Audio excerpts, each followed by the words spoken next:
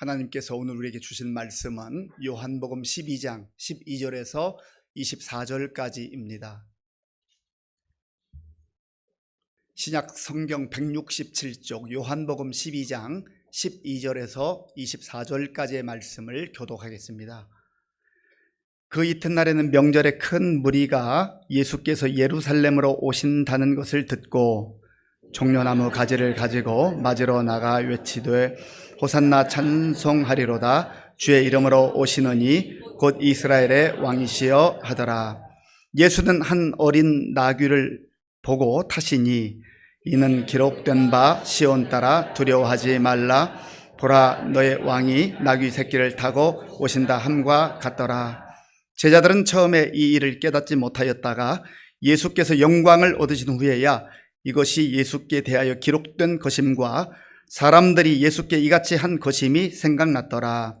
나사로를 무덤에서 불러내어 죽은 자 가운데서 살리실 때에 함께 있던 무리가 증언한지라. 이에 무리가 예수를 맞음은 이 표적 행하심을 들었음이러라. 바리새인들이 서로 말하되 볼지어다 너희 하는 일이 쓸데없다. 보라 온 세상이 그를 따르는도다 하니라. 명절에 예배하러 올라온 사람 중에 헬라인 몇이 있는데 그들이 갈릴리 벳세다 사람 빌립에게 가서 청하여 이르되 선생이여 우리가 예수를 배웁고자 하나이다 하니 빌립이 안드레에게 가서 말하고 안드레와 빌립이 예수께 가서 여쭈니 예수께서 대답하여 이르시되 인자가 영광을 얻을 때가 왔도다. 내가 진실로 진실로 너희에게 이르노니 한 알의 밀이 땅에 떨어져 죽지 아니하면 한 알 그대로 있고 죽으면 많은 열매를 맺느니라. 아멘. 밝게 웃으면서 인사하겠습니다. 꼭 웃어주시기 바랍니다. 반갑습니다. 잘 오셨습니다.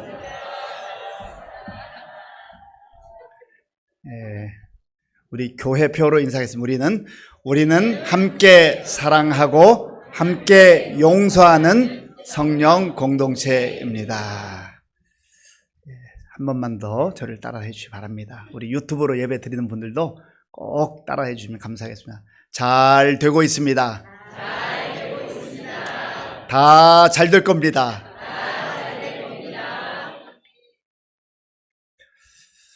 우리나라에는 사계절이 뚜렷합니다. 봄, 여름, 가을, 겨울.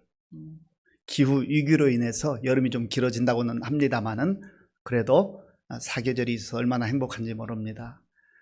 봄에는 봄에 맞는 옷을 입기도 하고 여름에는 또 여름에 맞는 옷, 가을, 겨울에 그 철에 따라서 우리가 생활을 합니다. 이건 자연의 질서에 따른 절기 구분이죠. 그런데 우리 신앙생활에도 절기가 있습니다. 일반적으로 교회력이라고 하는데 우리가 이 교회력의 큰 흐름을 알면 신앙생활하는데 큰 도움이 됩니다. 이 교회력의 출발은 대림절부터 시작합니다. 보통 11월 말쯤 되는데요. 성탄절 전 4주간을 대림절이라고 합니다. 그래서 우리 기독교를 희망의 종교라고 해요. 생활은 힘들고 어려워도 내가 어떻게 해볼 수 없는 상황이라도 하나님께서 약속하신 메시아를 반드시 하나님 보내주신다. 메시아에 대한 기대감을 가지고 약속을 붙들고 기다리는 거예요. 힘들어도 기다릴 수 있는 겁니다. 약속이 없으면 막연하잖아요. 그냥 무작정 기다려 그러면 얼마나 막연해요. 그런데 하나님께서는 약속을 가지고 기다려라. 내가 너희에게 약속을 주었다. 때가 되면 반드시 이루어진다. 무엇을 기다립니까? 예수님 기다리는 거예요. 구원자로 이 땅에 오신 예수님 기다리는 거예요. 그래서 그 기간이 차면 이제 성탄의 기쁨을 누리게 됩니다. 하나님의 약속이 때가 되면 이루어지게 돼 있어요.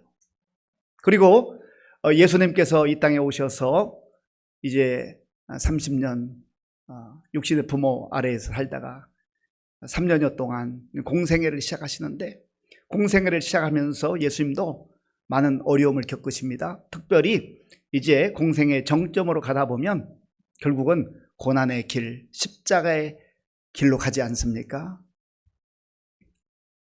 그래서 이제 오늘 종료주일로 예배를 드리게 되고 오늘부터 이번 한 주간 고난주간으로 우리가 보내게 됩니다. 그런데 이 고난주간 이후에 부활의 그 기쁨을 우리에게 약속하는 부활절이 있어요. 그러니까 기독교는 때로 고난도 있고 역경도 있지만 결국은 희망의 종교, 우리에게 새로운 희망을 안겨주는 거예요. 부활의 기쁨과 감격을 누리고 살아가는 제자들에게 예수님께서 아버지께서 약속하신 걸 기다리라. 그래서 아버지께서 약속하신 성령을 받기 위해서 기다립니다.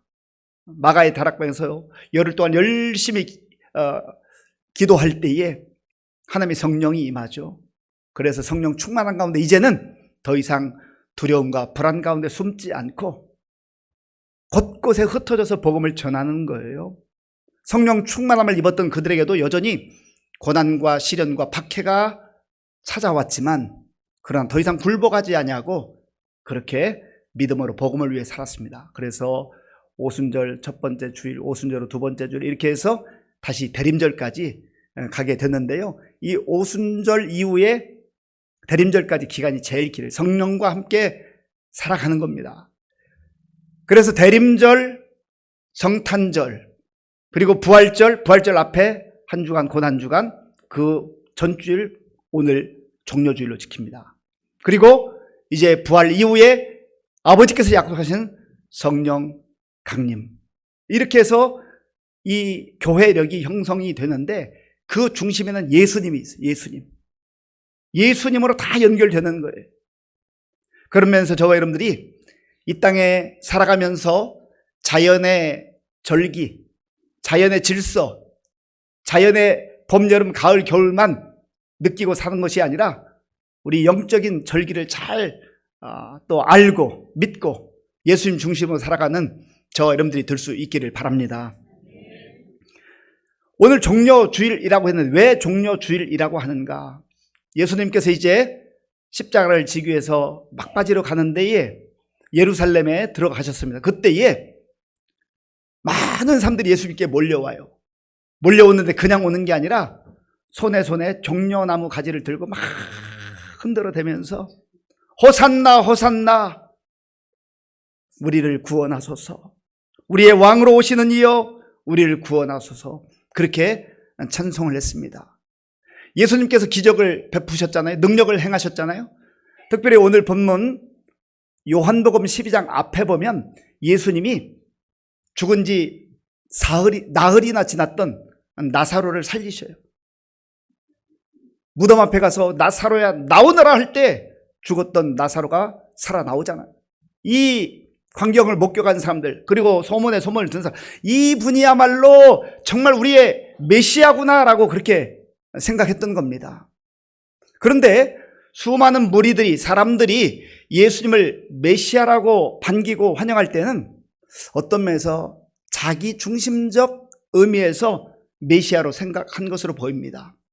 하나님께서 본디 구원자로, 구세주로 이 세상을 구원하는 그러한 구주로 보낸 의미보다는 당시 생활이 너무 힘들고 어렵기 때문에 우리 이 생활 속에서, 어려운 생활 속에서 우리를 건져주시는 분을 생각했다는 거지요. 특별히 그 당시에는 로마 제국의 압제하에 있었습니다. 그러다 보니까 이들이 얼마나 힘들어요.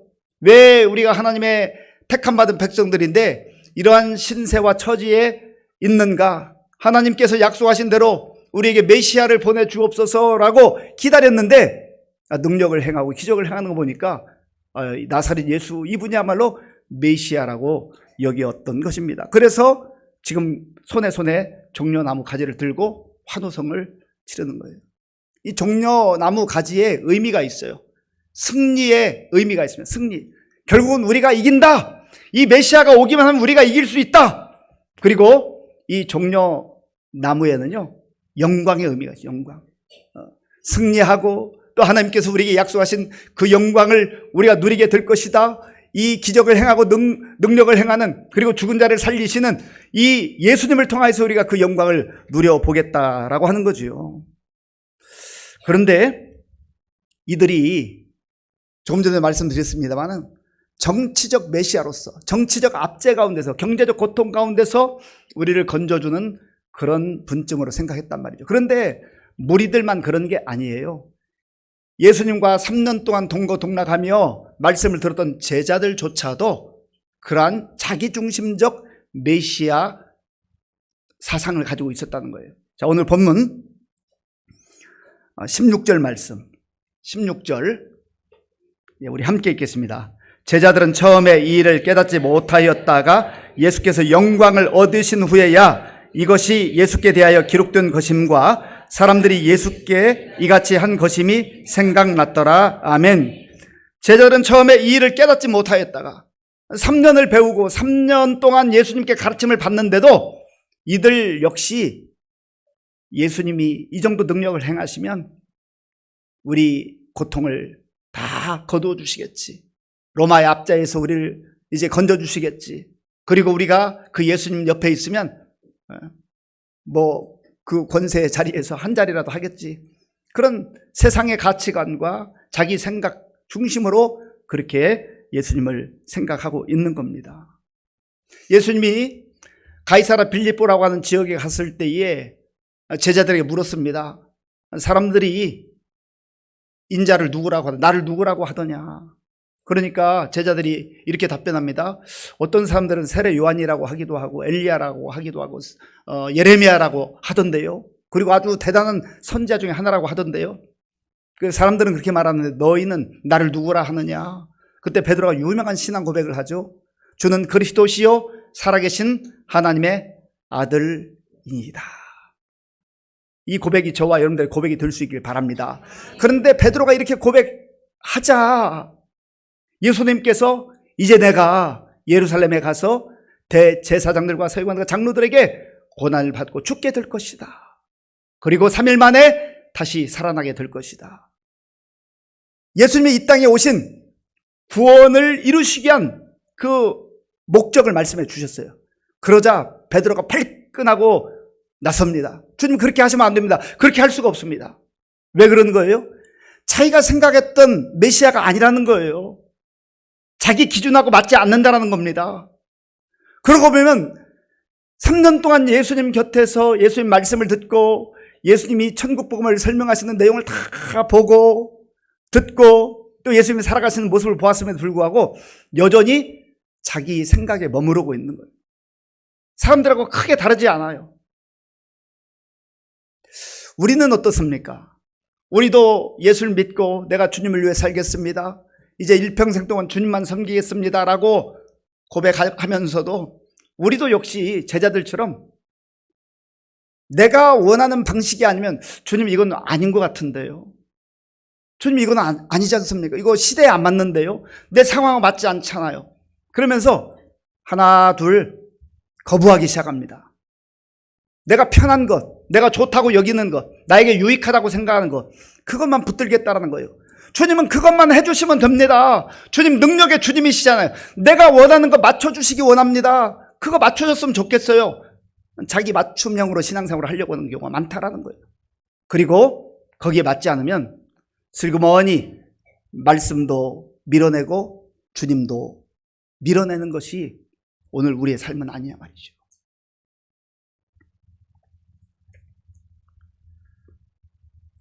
그런데 더 심각한 사람들이 있어요. 바리새인들입니다. 바리새인들. 19절을 제가 읽겠습니다. 바리새인들이 서로 말하되 볼지어다 너희 하는 일이 쓸데없다. 보라 온 세상이 그를 따르는도다 하니라. 아멘. 바리새인들은 당시에 성경으로 일컬어지는 구약의 능통한 자들이었어요. 아주 대단한 학자들이었습니다. 종교 지도자들이었어요. 열심도 있어요. 그런데 이들은 예수님이 눈앞에 계심에도 불구하고 예수님이 누구인지를 몰라요. 예수님을 알아보지 못해요. 자기들 생각에 사로잡혀서 예수님을 보는 눈이 완전히 닫혀져 있습니다. 예수님이 탄생하시기 전 한 520여 년 전에 하나님께서 스가랴라고 하는 선지자를 통하여서 메시아가 이 땅에 어떤 모습으로 오는 것을 말씀해 주셨어요. 그 말씀이 스가랴 9장 9절입니다. 그리고 오늘 본문의 그 내용과 일치하는 내용이기도 합니다. 함께 읽겠습니다.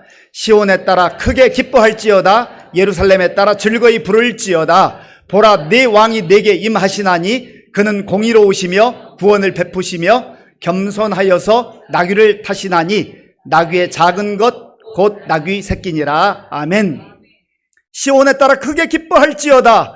예루살렘에 따라 즐거이 부를지어다. 여기 시온의 딸, 예루살렘 딸들이라고 표현한 것은 하나님의 사랑하는 자녀들을 일컫습니다. 하나님의 택한 백성들을 말하는 것입니다. 하나님께서 하나님의 자녀들, 하나님 택한 백성들이 세상에서 힘들고 어려움 가운데 살아가는 걸 아세요?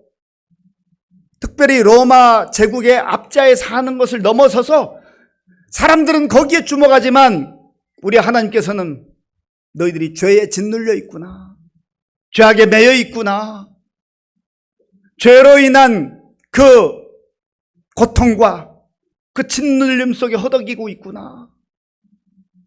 그래서 거기에서 자유케 하기 위해서, 거기에서 구원해 주시기 위해서 예수님께서 이 땅에 오셨다라는 겁니다. 하나님께서 메시아 예수님을 보내신 가장 궁극적인 목적이에요. 그럼에도 불구하고 사람들은 그저 자기 상황이 조금 더 좋아지게 하는 예수님, 그런 메시아, 내 눈에 보이는 환경이 달라지게 하는 예수님, 그 예수님으로 만족하고 있다라는 거예요. 스가랴 선지자는 예수님이 탄생하시기 한 520여 년 전에 활동했던 선지자입니다. 그때에 예수님께서 때가 되면 메시아로 이 땅에 오셔서 나귀를 타시고 왕으로 입성하실 것을 예언한 거예요. 500년이 흘러도, 사람들은 잊어버려도, 사람들은 기억하지 못해도 하나님께서는 기억하시고 약속하신 말씀을 반드시 이루시는 주님이십니다. 그래서 때가 되었을 때 예수님께서 왕으로 오셨는데요, 그는 공의로우시며 구원을 베푸시며, 이게 핵심 내용이에요. 하나님의 공의를 베푸시기 위해서 오신 거예요. 공의로 다스리기 위해 오신 거예요. 왜냐하면 이 땅에는 하나님의 공의가 있지 아니하고 사단의 권세에서 불의를 행하고 죄를 행하면서도 자기 이익을 취하는 그런 세상이기 때문에 그렇습니다. 하나님께서 메시아를 이 땅에 보내신 이유는 그런 불의를 다 제하고 하나님의 공의가 이루어지도록 하기 위해서 예수를 보내주신 거예요. 그리고 무엇보다도 그런 불의가 판치는 세상 속에서 죄 얽매에서 짓눌리고 숨막힌 그러한 사람들을 구원하시기 위해서 오셨다라는 겁니다. 그래서 예수님이 왕으로 오셨음에도 불구하고 겉으로 볼 때는 초라한 나귀를 탄 왕으로 오셨어요. 좀 맞지 않잖아요. 왕과 나귀, 이거 맞지 않잖아요. 그 당시 로마 황제들은요, 아주 황금마차, 엄청나게 화려한 마차를 탔습니다. 그 옆에는 호위하는 군사들이 아주 둘러싸여 있어요. 감히 그 왕에게, 황제에게 다가갈 수가 없습니다. 겉으로는 화려하지만 백성들과 거리가 있는, 백성들이 가까이 갈 수 없는 왕이죠. 그런데 예수님은 왕이시면서도, 만왕의 왕이시면서도 나귀를 타고 오셔서 누구라도 올 수 있도록 구원의 문을 열어 놓으신 것입니다. 그래서 예수님은 겸손한 왕으로 이 땅에 오신 거예요. 겸손의 극치를 우리에게 보여주신 거예요. 그리고 예수님은 불의가 판치고 또 갈등과 싸움이 가득한 이 세상에 평화의 왕으로 오신 거지요. 무엇보다도 예수님께서 이 나귀를 타고 예루살렘 성에 입성하는 이 장면은 하나님이 약속하신 말씀은 반드시 500년이 흐르든 700년이 흐르든 1000년이 흐르든 하나님의 때에 이루어진다라고 하는 것을 증명해 보이신 겁니다. 그리고 예수님께서 약속하신 대로 나귀를 타고 입성하심으로 인하여서 결국은 우리에게 새로운 은혜의 삶이 시작되게 된 것입니다. 20절 이후에 보면 헬라인 몇 명이 예수님을 찾아옵니다. 유대인들은 구원이 유대인에게만 있다고 생각했는데 하나님께서 새로운 장을 열어주신 거예요. 구원이 유대인에게만 머물러 있는 게 아니라 이제 헬라인에게도 이방인에게도 세상의 모든 사람에게 주어졌다라고 하는 것을 이 사건을 통해서 보여줍니다. 이 헬라 사람들이 빌립을 찾아와서 얘기를 합니다. 그리고 빌립이 그 내용을 안드레에게 전하고, 빌립과 안드레가 예수님께 와서 헬라 사람들이 찾아왔습니다 라고 말할 때 예수님께서 이런 말씀하세요. 23절 말씀, 23절 우리 함께 읽겠습니다. 예수께서 대답하여 이르시되 인자가 영광을 얻을 때가 왔도다. 아멘. 인자가 영광을 얻을 때가 왔도다. 오늘 설교의 제목이 하나님의 타이밍입니다. 하나님의 시간이라는 거예요. 사람들은 다 자기 생각대로 살아가고 자기 시간표대로 살아가기를 원해요. 그래서 내가 원하는 시간에 하나님께서 이루어주지 않으면 응답받지 못했다고 생각하거나 하나님 나를 더 이상 사랑하지 않는다고 생각해요. 그런데 우리가 정말 성숙한 그리스도인 하나님의 자녀로 살아갈 때 내 시간표를 내려놓고 하나님의 타이밍, 하나님의 시간표에 따라 살아가야 한다는 겁니다. 예수님도 이 땅에 오셔서 지금은 내 때가 아니 나는 아버지의 때를 따라 살아간다 그렇게 말씀하시고, 오늘 이 말씀 속에서 인자가 영광을 얻을 때가 왔도다 말씀하셨어요. 인자는 바로 자기 자신을 지칭하는 겁니다. 그런데 영광을 얻을 때가 왔다라는 것은 우리는 화려한 자리, 대단한 자리를 생각하는데, 사실 예수님께서 말씀하신 이 영광을 얻을 때라고 하는 것은 1차적으로는 고난의 길이요, 고난의 극치인 십자가를 의미합니다. 십자가를 반드시 통과하셔야 하나님이 영광을 받으신다는 거예요. 하나님의 영광이 드러난다라는 거예요. 우리가 생각할 때는 고난의 길이요, 점점점 가는 길, 거기에 십자가가 있다고 한다면 그것은 영광이 아니잖아요. 그 절망이잖아요.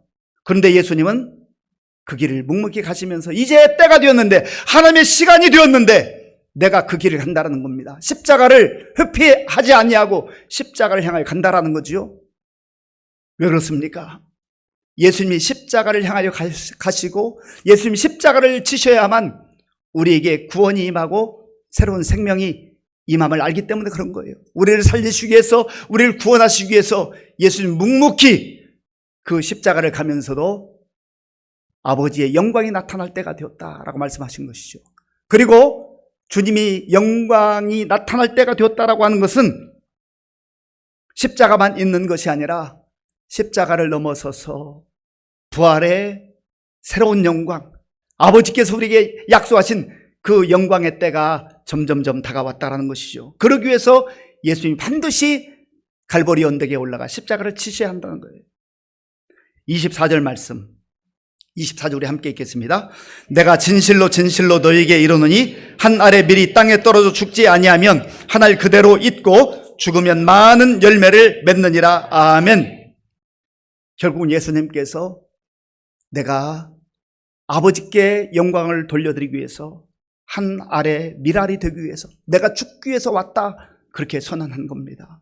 내가 죽어야 많은 생명의 열매가 나타난다라는 것을 말씀하신 것이죠. 예수님은 마태복음 20장 28절에서도 동일한 의미의 말씀하셨어요. 마태복음 20장 28절 함께 읽겠습니다. 인자가 온 것은 섬김을 받으려 함이 아니라 도리어 섬기려 하고 자기 목숨을 많은 사람의 대속물로 주려 함이니라. 아멘. 예수님이 이 땅에 오신 이유는 섬기기 위해서 오셨고, 어떻게 섬기기를 원하셨냐면 자기 생명을 많은 사람의 대속물로 주심으로 말미암아서 구원의 열매들이 맺히게 되었다는 거예요. 예수님이 그 십자가를 하나님의 시간표에 따라서 한 걸음 한 걸음 가셨기 때문에 저와 여러분들에게 구원의 은혜가 임한 거예요. 사랑하는 성도 여러분, 그래서 이 고난을 통과하고 또 십자가를 통과하는 것이 때로는 힘들고 부담이 될 수 있지만 반드시 이 고난의 길을 걷고 십자가를 통과해야만 하나님께서 우리에게 약속하신 부활의 영광이 임하게 된 줄로 믿습니다. 우리는 할 수만 있으면 고난을 피하려고 해요. 할 수만 있으면 십자가를 피하려고 해요. 그러나 아버지의 영광이 나타나기 위해서는 고난을 통과해야 되고 십자가를 통과해야 됩니다. 우리가 예수님을 믿고 하나님의 은혜 가운데 살아갈 때에 이제 주님 허락하시면 제가 이 고난의 잔을 받겠습니다. 주님께서 저에게 허락하신 이 십자가를 받아들이겠습니다. 그리고 주님께서 친히 보여주셨던 것처럼 내 생명을 내어주면서까지라도 주님이 걸으신 그 섬김의 길, 희생의 길, 순종의 길을 걷겠습니다. 그렇게 결단하고 살아갈 때 그것이 고난으로만 그치는 삶이 아니요, 죽음으로만 끝나는 삶이 아니요, 우리가 상상할 수 없는 부활의 영광으로 하나님께서 이끄시는 영광의 삶이 될 줄로 믿습니다. 이번 한 주간, 고난 주간 지내면서 십자가를 깊이 묵상하시고, 특별히 우리 주변 사람들 정말 주님께서 말씀하신 것처럼 우리가 잘 섬기고 또 그들을 위해서 희생하고 하는 가운데에 많은 사람들이 우리를 통하여서 구원의 주님을 만나고 또 영원한 생명에 대한 소망 가운데 살아가는 놀라운 생명의 역사들이 나타나시기 바랍니다. 특별히 다음 주 우리가 부활절로 또 새 생명 축제로 함께 영광 돌리는데 뭐 올지 안 올지는 우리가 알 수 없지만 그러나 우리가 할 수 있는 최선을 다하는 건 중요하잖아요. 기도하고 찾아가서 구원하고 기도하고 찾아가서 구원하고 그렇게 해서 정말 우리의 섬김을 통해서 우리의 희생을 통해서 순종을 통하여서 많은 생명의 열매들이 정말 주님 앞에 돌아와서 하나님께 큰 영광 돌릴 수 있는 저와 여러분들이 될 수 있기를 바랍니다. 아버지 하나님 감사합니다. 우리에게 주신 구원의 은혜를 마음에 깊이 간직하게 하시고 내 뜻대로 내 생각대로 살지 아니하고 하나님의 뜻 가운데 하나님의 시간표대로 살아갈 수 있는 우리 모두가 될 수 있도록 인도하여 주시옵소서. 예수님의 이름으로 기도하옵나이다. 아멘.